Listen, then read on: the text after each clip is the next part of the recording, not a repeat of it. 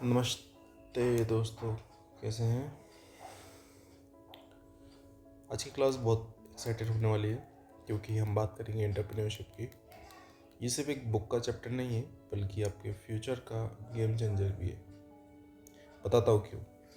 क्योंकि इसमें हम जो पढ़ेंगे वो नए बिजनेस स्टार्ट करने के लिए पढ़ेंगे, कैसे हम उसकी केस स्टडीज़ पढ़ेंगे, नए नए इनोवेटिव आइडियाज़ हम इसमें पढ़ेंगे। तो चलो शुरू करते हैं। पहले डेफिनेशन देखते हैं। एंटरप्रेन्योरशिप एक प्रोसेस है, एक प्रक्रिया है जिसमें हम प्रोडक्ट को आइडेंटिफाई करते हैं, डेवलप करते हैं और एक नया विजन उसको बनाते हैं। इससे हमें क्या मिलता है? इससे हमें मिलता है एक इनोवेटिव प्रोडक्ट, एक या फिर सर्विस या फिर एक प्रोसेस। इसका एम क्या है करने का एंटरप्रेन्योरशिप का? कमर्शियल सक्सेस पाना, जिसमें के साथ हम रिस्क भी आती है हमारे पास। सिंपल लाइन में अगर बताऊं मैं कि आपको एक आइडिया आया है कि इंदौर में इलेक्ट्रिक रेंटल सर्विस चाहिए क्योंकि यहाँ पॉल्यूशन और ट्रैफिक बहुत ज़्यादा है, पेट्रोल के दाम भी कंटिन्यू बढ़ रहे हैं। तो आप सिर्फ सपना नहीं देखते हैं, आप उसको रियलिटी में बदलते हो। ऐप बनाते हो, बाइक खरीदते हो, इंश्योरेंस कराते हो और उसको लॉन्च करते हो। सक्सेस मिलेगी तो पैसा आएगा, फेल हुआ तो लॉस होगा, और यही एंटरप्रेन्योरशिप है। इसके कॉन्सेप्ट्स को अगर हम समझें, की कॉन्सेप्ट को, तो सबसे पहले आता है इनिशिएटिव। इनिशिएटिव का मतलब है कि बिना किसी के पुश किए खुद एक्शन लेना।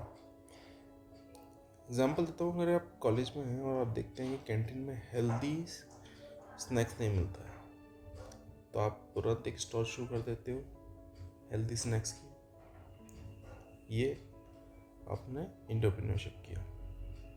एक रियल लाइफ एग्जांपल देता हूँ मैं। धीरू भाई अंबानी गुजरात के एक छोटे से गांव से आए थे। ट्रेडिंग के लिए सिर्फ उनके पास 500 रुपये थे। उन्होंने इनिशिएटिव लिया और रिलायंस को पेट्रोकेमिकल एम्पायर बना दिया। आज उनका इनिशिएटिव ना होता तो आज रिलायंस और जियो जैसी कंपनी नहीं होती। सेकेंड है वाइड नॉलेज। बहुत सारा नॉलेज, मल्टीपल फील्ड का, सिर्फ एक फील्ड का नहीं, मल्टीपल फील्ड का। मार्केट का हो, कस्टमर का हो, टेक्नोलॉजी का हो, फाइनेंस का हो, हर फील्ड का नॉलेज होना ज़रूरी है एक एंटरप्रेन्योर को। एग्जांपल देता हूँ, आप एक फूड डिलीवरी शुरू कर रहे हो, फूड डिलीवरी सर्विस। तो आपको नॉलेज होना चाहिए गूगल मैप्स का, पेमेंट गेटवे का, कस्टमर के साइकोलॉजी का कि उनको क्या चाहिए। ये सारी चीज़ सीखना पड़ेगा। भाविश अग्रवाल जिन्होंने ओला कैब बनाई, आईआईटी बॉम्बे से इंजीनियरिंग करी उन्होंने, लेकिन टैक्सी इंडस्ट्री का डीप नॉलेज था उनको और उन्होंने ही ओला की शुरुआत करी। Willingness to assume risk, risk लेने की क्षमता, ये सबसे बड़ा कॉन्सेप्ट है। हर बिजनेस में 50-50 होता है, या तो आप फेल होंगे या सक्सेस होंगे। एक फ्लिपकार्ट की केस स्टडी बताता हूँ मैं कि 2007 की बात है। सचिन बंसल और बिनी बंसल दोनों आईआईटी दिल्ली के ब्रिलियंट स्टूडेंट थे। अच्छे पैकेज जॉब वाली थी। बेंगलोर के एक छोटे से फ्लैट में फ्लिपकार्ट की शुरुआत की। उस टाइम सिर्फ ऑनलाइन बुक स्टोर स्टार्ट किया था उन्होंने। तब इंडिया में लोग क्रेडिट कार्ड से डरते थे। डिलीवरी टाइम 15 से 20 दिन लगता था। रिस्क इतना बड़ा था कि लोग बोलते थे ये तो फ्लॉप हो जाएगा, लेकिन उन्होंने रिस्क लिया। पहले 4 लाख रुपए अपने पॉकेट से लगाए, फिर इन्वेस्टर से फंडिंग मांगी, लॉजिस्टिक भी खुद कराया। लॉजिस्टिक उनका खुद का है, ई कार्ड नाम से आता है अगर आपने फ्लिपकार्ट से कुछ ऑर्डर किया हो तो। 2018 में वॉलमार्ट ने फ्लिपकार्ट को 16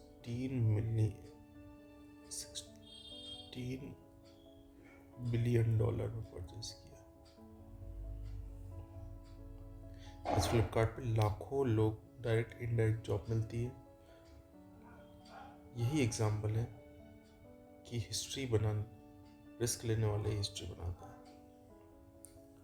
open minded and optimistic outlook, नया आइडिया एक्सेप्ट करना और हमेशा पॉजिटिव रहना, राइट।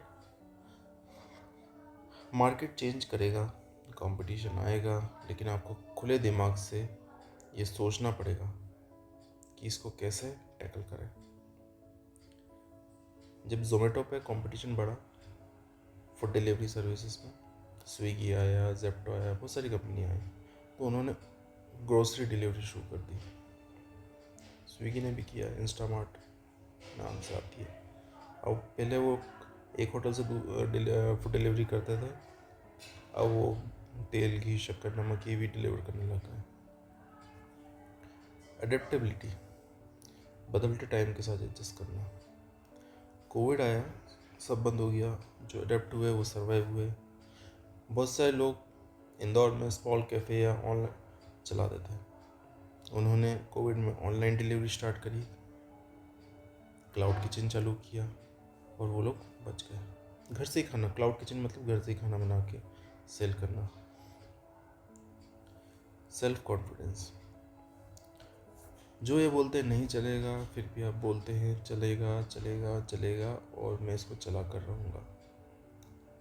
पेटीएम के जो ओनर है विजय शर्मा, अलीगढ़ से आते हैं, यूपी से, उनके 7-8 बिजनेस फेल हो गए, लेकिन उन्होंने मेहनत करना नहीं छोड़ा, उनको खुद पे विश्वास था और पेटीएम की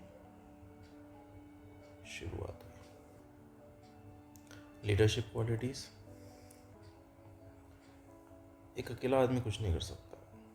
अगर बड़े बिजनेस को चलाना है तो आपको लोगों को साथ में लेके चलना पड़ेगा, आपको एक अच्छा लीडर बनना पड़ेगा।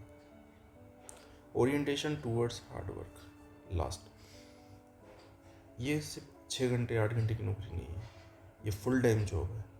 आपको रात भर दिन रात आपको काम करना पड़ेगा। आपको तो मोटिवेट रहना ही है, साथ में आपकी टीम को भी मोटिवेट करना है। तो ये सारी जो कॉन्सेप्ट्स हैं एंटरप्रेन्योर के, ये बहुत इम्पोर्टेंट है। ये आपने देखा होगा, जोमेटो से फूड डिलीवरी आप ऑर्डर करते हैं, पेटीएम का ये बायोकॉन मजूमदार शो वुमन, ये दवाई बनाती है। इनकी केस स्टडी बड़ी मज़ेदार है, मैं आपको बाद में बताता हूँ इसके बारे में। सबसे पहले एक पेटीएम की केस स्टडी लेते हैं अपन। विजय शर्मा यूपी के अलीगढ़ से आते हैं, लेकिन मैं आपको उनकी जर्नी बताता हूँ। कॉलेज में ही पहला स्टार्टअप फेल हो गया उनका, फिर 2010 में पेटीएम लॉन्च किया।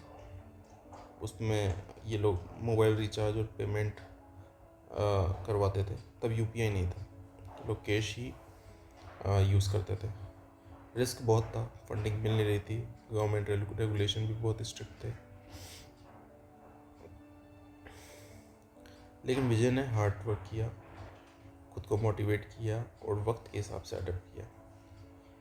2016 में जब डीमोनेटाइजेशन आया, करेंसी चेंज हुई, वो टाइम पेटीएम का जैकपॉट साबित हुआ, क्योंकि लोग डिजिटल पेमेंट की तरफ आए। आज पेटीएम एक यूनिकॉर्न है। $1 बिलियन की कंपनी क्रॉस हो जाती है तो उसको यूनिकॉर्न कहते हैं। तो विजय ने अपनी सक्सेस को प्रूव किया। ये केस स्टडी है। एक और केस स्टडी लेते हैं बायोकॉन कंपनी की। इनकी जो ओनर है वो किरण मजूमदार शो है, और 1978 में बेंगलोर से किरण ने सिर्फ 10,000 रुपये से बायोकॉन शुरू किया। बायोटेक फील्ड में उस टाइम इंडिया में कोई नहीं था, फिर एक लड़की का होना एक ताज्जुब वाली बात थी। उन्होंने रिस्क लिया, बैंक ने लोन नहीं दिया, लेकिन उन्होंने आयरलैंड से टेक्नोलॉजी इंपोर्ट की। आज बायोकॉन इंसुलिन और कैंसर की दवाएं बनाती है। ये दवाएं एक्सपोर्ट होती हैं। बायोकॉन हज़ारों लोगों को नौकरी देती है, सस्ती हेल्थ केयर फैसिलिटी देती है, जिससे समाज को डेवलपमेंट हो। तो यही एग्जाम्पल बताता है कि लीडरशिप, रिस्क और हार्डवर्क का कॉम्बिनेशन क्या कर सकता है। कुछ कोट हैं सक्सेसफुल व्यक्तियों के, जैसे पीटर ड्रकर। इनका कहना है, the best way to predict the future is to create it. भविष्य को अगर प्रेडिक्ट करना है तो उसको आज बना डालो। फेसबुक के मालिक mark Zuckerberg, the biggest risk is not taking any risk. Steve jobs, I am convinced, ये एप्पल के सीईओ है ना, स्टीव जॉब्स। एप्पल मोबाइल आता है, हम लोग सब चलाते हैं। I am convinced that about half of what separates successful entrepreneur from the non-successful one is pure perseverance. अब सिग्निफिकेंस, अब एंटरप्रेन्योरशिप अगर है तो उससे हमें क्या फ़ायदा होता है, समाज को क्या फ़ायदा होता है, देश को क्या फ़ायदा होता है, यही इसको ही सिग्निफिकेंस ऑफ एंटरप्रेन्योरशिप कहते हैं। भाई बिजनेस स्टार्ट हुआ, उसने तो पैसा कमा लिया, लेकिन देश को, लोगों को क्या फ़ायदा हुआ?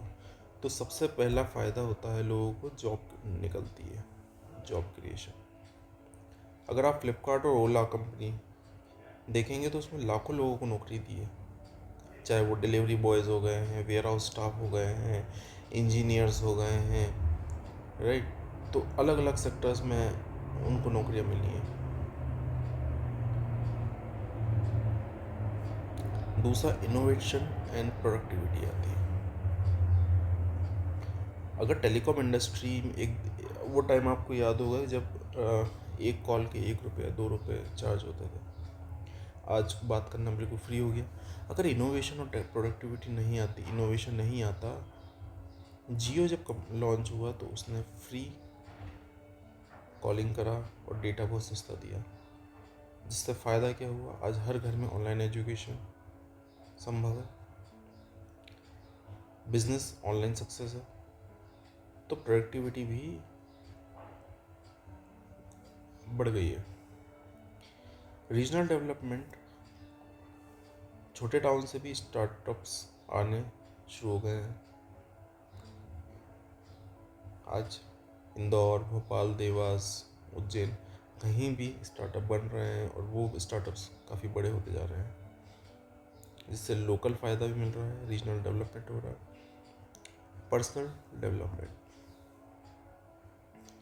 एंटरप्रेन्योर बनने से आप कॉन्फिडेंट, स्किल्ड, टाइम मैनेजर बन जाते हो। विजय शर्मा खुद बोलते हैं, फेलियर ने मुझे स्ट्रांग बनाया। विजय शर्मा है ना, विजय शर्मा पेटीएम के ओनर। और आखिरी है सोसाइटल इम्प्रूवमेंट। बायोकॉन ने अफोर्डेबल मेडिसिन बनाई, पेटीएम ने कैशलेस दिया इंडिया को, तो ओवरऑल सोसाइटी बेटर हुई।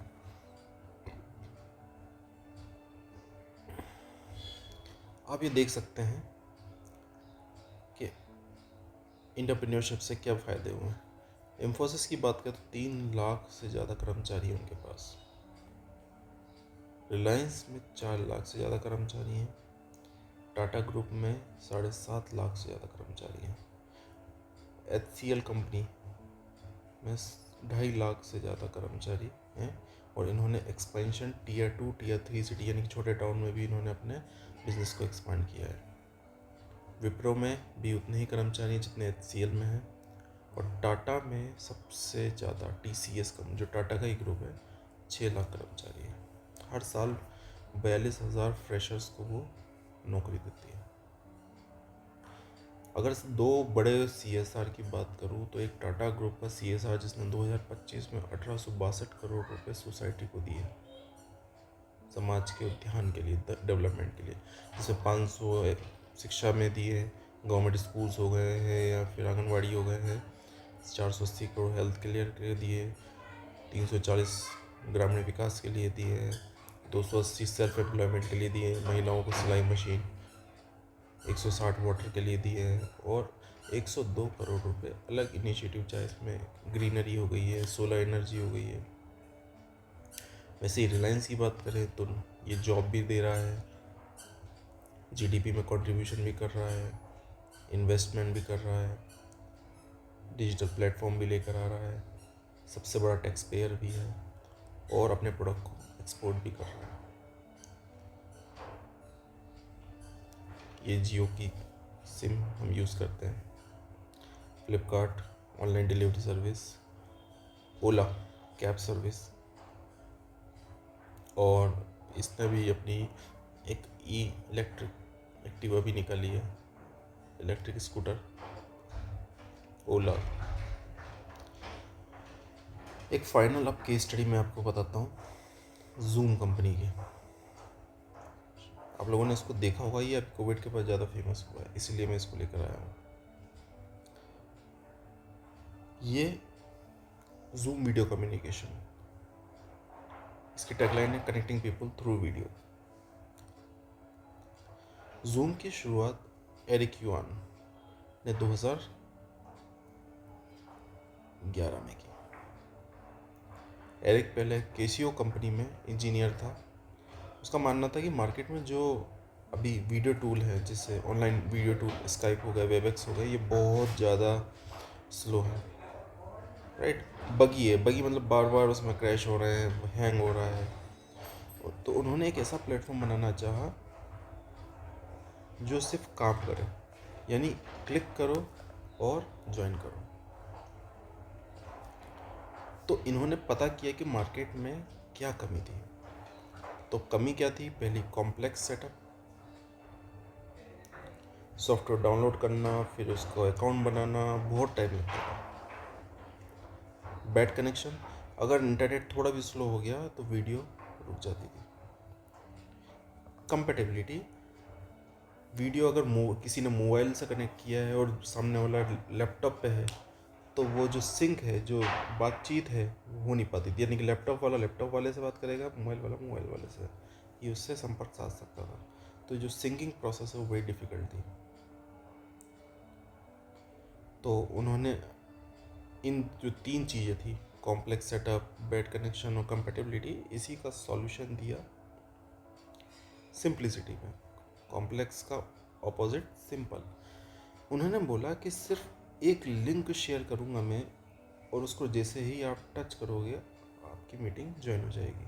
यानी कि ना आपको लॉगिन करना पड़ेगा, ना अकाउंट सेटअप करना पड़ेगा, सीधा ज्वाइन कर लोगे।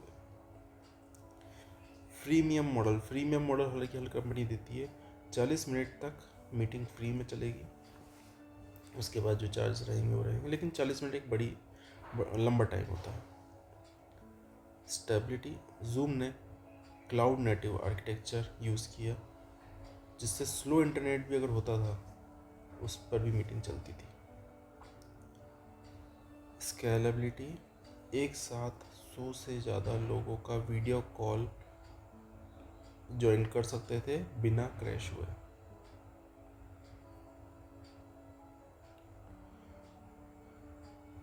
अब इनका टर्निंग पॉइंट क्या रहा? आपने एक तो चीज़ नोटिस करी होगी कि जूम जो कंपनी है ये अभी कोविड के बाद से ही ज़्यादा दिखी। तो यही उनका टर्निंग पॉइंट है। इससे पहले लोग फेस टू फेस मीटिंग ही करते थे, ऑनलाइन मीटिंग का प्रचलन था नहीं उस टाइम पे। तो मार्च 2020 में जब दुनिया लॉकडाउन हो गई, तो जूम ने एक बिजनेस टूल जो है उसने लाइव टूल बन गया। 2019 में 10 मिलियन डेली यूज़र से सीधा 300 मिलियन डेली यूज़र आ गए, मात्र 4 महीने में, in only 4 month. School classes online लगने लग गई, शादियाँ ऑनलाइन होने लग गई, बर्थडे पार्टीज़ ऑनलाइन होने लग गई, जूम मीटिंग्स ऑनलाइन होने लग गई, राइट। तो हर वो चीज़ जो कोविड में सब लॉकडाउन में थे, उन्होंने अब अपने आप को ऑनलाइन कनेक्ट करना शुरू कर दिया।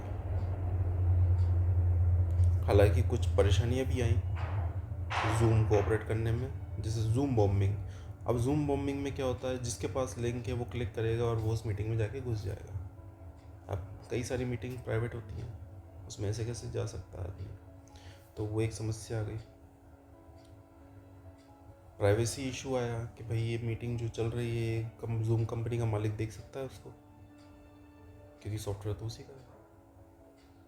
भाई बिजनेस मीटिंग है, बिजनेस प्लान्स उसमें आ रहे हैं, लोग अपने फाइनेंशियल डेटा को शेयर कर रहे हैं, वहाँ पे प्रेजेंटेशन दे रहे हैं, और पता चला कंपनी का, जूम कंपनी का मालिक उस सबको देख रहा है।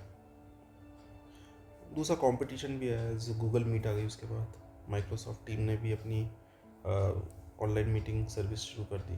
तो ये सारे कंपटीशन आए, और उसके बावजूद उसने शुरू किया, उसने एरिक युआन ने इन सब चीज़ों को ध्यान में रखते हुए, अपने कंपटीशन को ध्यान में रखते हुए, अपनी कमियों को ध्यान में रखते हुए उसको पूरा किया, उसको सुधारा और आगे बढ़ा। तो आज का यहीं तक था, और होप आपको सब चीज़ समझ में आई होगी। Thank you so much.